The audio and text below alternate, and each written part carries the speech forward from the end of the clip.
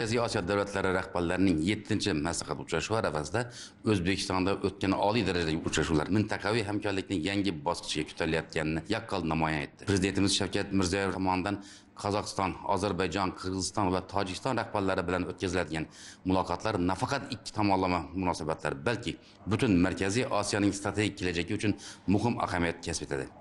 Markaziy Osiyo davlatlari o'rtasidagi yaqin hamkorlik noaniq geosiyosiy vaziyatda har qachongidan muhim. Prezidentlarimiz o'rtasidagi uchrashuvlardan kelib chiqadigan asosiy xulosa bu mamlakatlarning kelajak borasidagi umumiy qarashi va bir maqsadga yo'nalgan siyosiy irodasidir. Bu maqsadlar quyidagi ustuvor yo'nalishlarda o'z aksini topmoqda.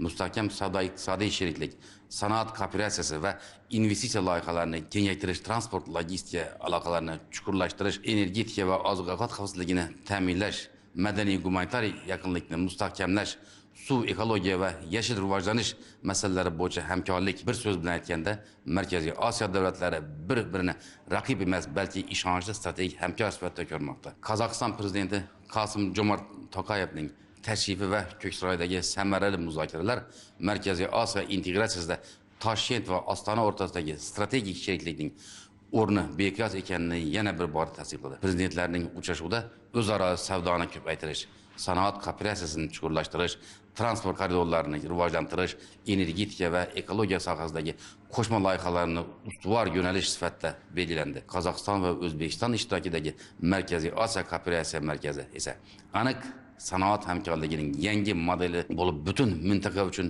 namunaviy loyihaga aylanmoqda. Ozarbayjon prezidenti Ilhom Aliyev bilan uchrashuv qardoshlikka asoslangan munosabatlarni yanada mustahkamladi.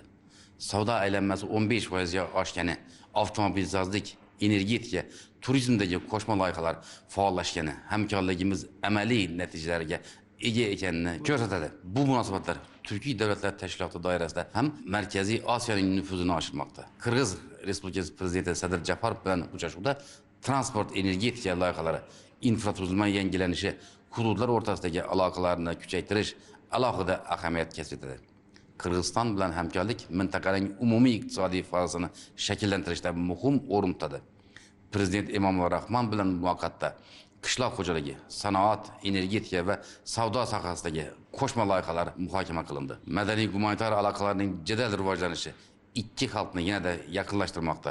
7-maslahat uchrashuvi mintaqaning yangi integratsion jarayonini belgilab berdi. Bu format 6 yil ichida o'zaro ishonchni mustahkamladi. Chegaralararo hamkorlikka turtki berdi.